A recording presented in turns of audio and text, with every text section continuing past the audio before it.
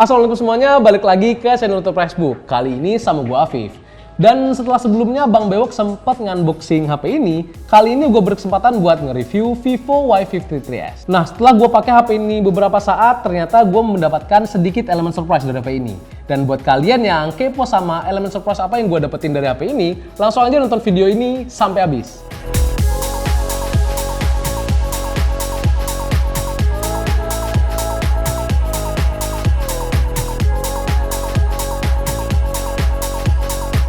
Secara desain mungkin kalau di antara kalian masih ada yang ingat sama Vivo Y51 yang merupakan pendahulu dari HP ini, mulai dari dimensinya yang terlihat masih sama sampai desain modul kameranya yang juga masih sama. Di bagian atas HP kita akan menemukan slot SIM tray bertipe dedicated yang berdampingan dengan secondary microphone.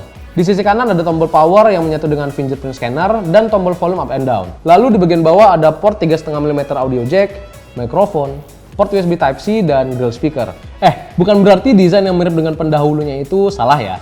Karena beberapa poin penting yang ada di desain Vivo Y51 itu masih layak buat dipertahanin. Contohnya kayak ketebalan dari HP ini yang cuma 8,38 mm meskipun ukuran baterainya yang terbilang jumbo. Terus bobotnya juga cuma 190 gram aja yang ngebuat handling saat menggunakan HP ini terasa ringkes meskipun sudah membawa layar seluas 6,58 inci. Buat kalian yang suka dengan desain HP mengkilap dan elegan, kebetulan varian yang gue pegang saat ini adalah varian warna Fantastic Rainbow yang bisa dibilang lumayan cantik ya bro.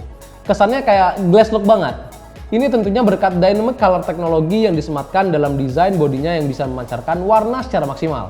Meskipun ya nggak bisa dipungkiri juga ya, kalau material desain yang dipakai ini masih polikarbonat atau plastik. Satu hal lagi yang mungkin bisa kalian jadiin catatan dari desain HP ini adalah karena kali ini Vivo memberikan desain yang mengkilap banget, dimana konsekuensinya jelas adalah fingerprint, jadi gampang banget nempel di bodi belakangnya. Itulah sebabnya Vivo memberikan kita opsi untuk menggunakan soft case transparan yang kita dapatkan secara gratis di paket penjualannya. Tapi kalau misalkan kalian tim anti casing club, Vivo juga menyediakan pilihan warna deep sea blue yang elegan dengan finishing warna matte yang tidak mudah menempel sidik jari. Walaupun tadi gue sempat bilang kalau desain dari kamera Vivo Y53s ini mirip banget sama pendahulunya, tapi terkait konfigurasinya ternyata sudah mengalami peningkatan yang signifikan. Kamera utamanya kali ini naik dari yang sebelumnya 48 megapiksel menjadi 64 megapiksel net camera, yang diklaim bisa menghasilkan foto dengan kualitas super high definition. Wow banget ya kayaknya. Selain 64 megapiksel net camera, Y53s ini juga dilengkapi dengan lensa 2 megapiksel super bokeh dan 2 megapiksel super makro. Secara default hasil foto dari kameranya ini cuma akan menghasilkan output sebesar 16 megapiksel aja. Hal ini memang karena efek pixel binning 4-in-1 yang udah umum dipakai sama smartphone zaman sekarang. Tapi kalau misalkan kalian emang butuh output gambar yang super gede, kalian tetap bisa kok ambil gambar di resolusi 64 megapikselnya. Untuk hasil fotonya sendiri menurut gue sih udah oke ya untuk sekelas HP kelas menengah. Ditambah lagi dengan sudah hadirnya fitur Eye Out Focus yang biasanya fitur tersebut cuma hadir di HP Vivo V dan X series. Tapi dengan catatan ya bro, kalau fotonya ini diambil di kondisi cahaya yang cukup atau di siang hari.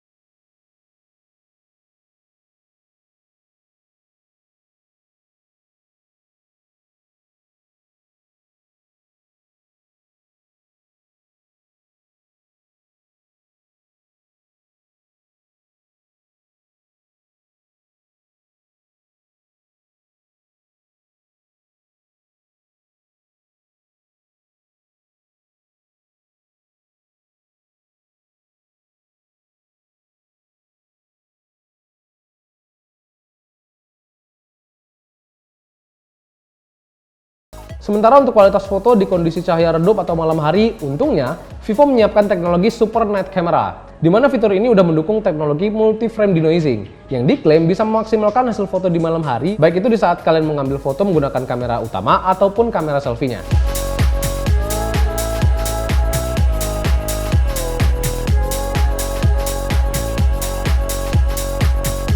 Pindah ke perekaman videonya, meskipun masih belum support perekaman di resolusi 4K bro, alias masih mentok di 1080p aja, tapi berkat kehadiran fitur stabilisasi berbasis EIS di HP ini, membuat video yang dihasilkan udah terasa stabil banget.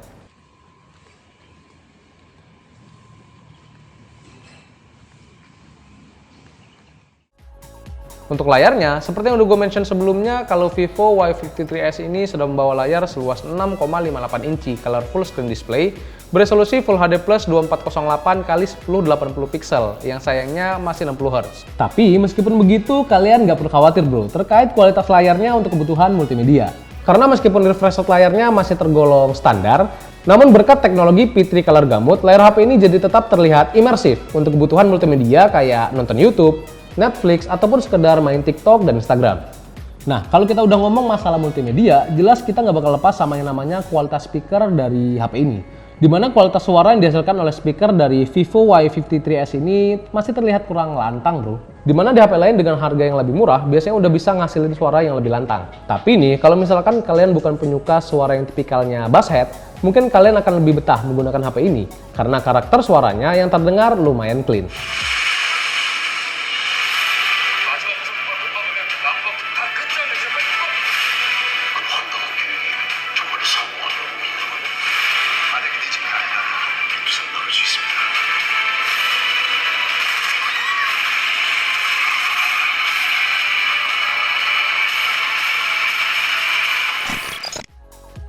Beralih ke sektor performa, Vivo Y53s ini menggunakan chipset MediaTek Helio G80 yang performanya masih bisa dibilang lumayan lah ya. Apalagi kalau sudah dipadukan dengan RAM 8 plus 3GB extended RAM dengan internal storage 128GB. Terkait skor benchmarknya sendiri, pas gue tes pakai AnTuTu Benchmark, HP ini mampu menghasilkan skor yang sama sekali nggak mengecewakan brother, yaitu di angka 242.061 poin. Performa yang digambarkan oleh skor benchmarknya tadi ternyata juga sejalan dengan experience yang gue dapetin saat dipakai main sehari-hari. Karena pas gue coba main beberapa game ringan sampai kelas menengah kayak Mobile Legends sampai PUBG Mobile, performanya udah lumayan oke loh. Untuk Mobile Legends sendiri, meskipun belum bisa dimainin di settingan grafis ultra, tapi gue sama sekali nggak pernah ngalamin yang namanya lag sama sekali dengan mode HFR yang udah bisa kita aktifkan tentunya.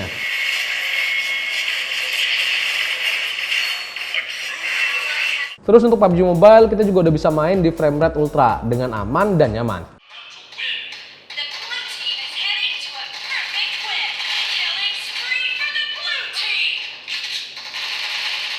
Nah, yang lumayan bikin gue kaget adalah pas gue coba download dan main game paling sangar di Play Store, apalagi kalau bukan Genshin Impact, performanya surprisingly masih playable banget.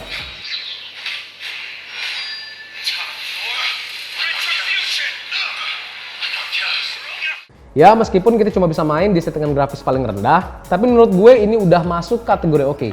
Sementara buat kalian tipikal user yang nggak terlalu doyan gaming dan lebih mengedepankan HP untuk media komunikasi, dan juga yang lebih mengedepankan performa multitasking, kalian akan lebih dimanjakan lagi nih. Karena seperti yang udah gue bilang tadi, kalau RAM 8GB di Vivo Y53s ini ternyata udah bisa kita extend hingga 11GB dengan cara mengalihkan ruang kosong dari memori internal sebesar 3GB untuk dijadikan tambahan kapasitas RAM. Otomatis dengan kapasitas RAM yang lebih gede, performa multitasking di HP ini akan jadi lebih optimal bro. Performa yang jujur menurut gue tadi agak sedikit mengejutkan, akan disupport juga dengan ketahanan baterai yang lumayan oke. Dimana Vivo juga sudah menyematkan baterai berkapasitas 5000 mAh dengan fitur 33 watt flash charge, yang diklaim 37% lebih cepat dalam melakukan pengecasan dibanding fitur fast charging 18 watt biasa, serta mampu mengisi daya hingga 70% dalam waktu 30 menit aja.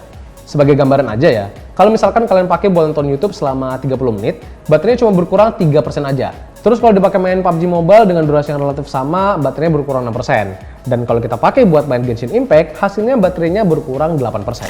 Selain tadi gue sempat mention terkait fitur extended RAM, ternyata ada satu fitur lagi nih bro, yang biasanya absen di Y series-nya Vivo, ternyata kali ini muncul nih bro, yaitu NFC Multifunctions yang pertama kali diperkenalkan oleh Vivo di seri V21. Buat kalian yang belum tahu terkait fitur ini, gue jelasin dikit deh ya. Dimana fitur NFC di Vivo ini memiliki satu keunggulan, yaitu selain bisa untuk cek saldo uang elektronik dan untuk sekedar transfer data, kita juga bisa duplikat kartu akses kita, entah itu akses apartemen atau rumah kalian. Makanya disebut NFC Multifunctions karena emang beneran serbaguna brother. Jadi nih, buat kalian yang penyakitnya suka sering banget lupa naruh akses kartu apartemen kalian di mana, mungkin HP ini bisa cocok banget jadi solusi buat kalian. Nah, setelah tadi kita udah sempat panjang lebar ngebahas tentang Vivo Y53s ini, akhirnya kita sampai ke bagian kesimpulan. Yang mana bisa gue bilang kalau HP ini cocok banget buat kalian. Yang pertama, otomatis yang suka dengan brand Vivo. Terus suka juga dengan desain yang terlihat mewah tanpa mempermasalahkan material bodi yang digunakan. Dan juga nggak masalah dengan kualitas speaker yang emang suaranya terdengar kurang lantang. Tapi selain 3 poin yang mungkin untuk beberapa orang justru nggak terlalu masalah, HP ini justru mampu menawarkan hal yang bisa dibilang bikin nyaman sih. Karena baik dari sisi performanya ataupun user experience, gue sama sekali nggak nemuin masalah di HP ini. Bahkan justru sesekali gue dibikin mes sama performanya. Semua itu berkat adanya fitur 8 plus 3GB extended RAM dan 64MP net camera, yang tentu sebuah upgrade besar dari smartphone Y series dari Vivo. Terus didukung juga dengan baterai berkapasitas 5000 mAh plus 33W flash charge, NFC multifunction, serta desain menarik yang tergolong slim. Kalau misalkan kalian berencana untuk ganti HP buat nemenin aktivitas kalian di rumah di kondisi PPKM seperti sekarang ini, HP ini lumayan worth it lah ya untuk dibeli.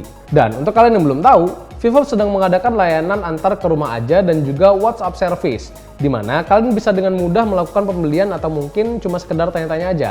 Langsung aja cek official IG Vivo_Indonesia untuk info lebih lanjut. Intinya sih, meskipun pada saat gue syuting sekarang ini gue masih belum tahu harga dari Vivo Y53s ini berapa nanti, tapi gue secara pribadi bisa bilang kalau misalkan kalian nanti tertarik buat beli HP ini, kalian nggak bakal kecewa brother. Karena gue secara pribadi udah ngebukti sendiri. Baiklah, mungkin sekian dulu review dan pengalaman gue terkait Vivo Y53s ini. Buat kalian yang kepo sama informasi terkait, seperti biasa gue bakal naruh info dan linknya di kolom deskripsi di bawah. Afif pamit, assalamualaikum.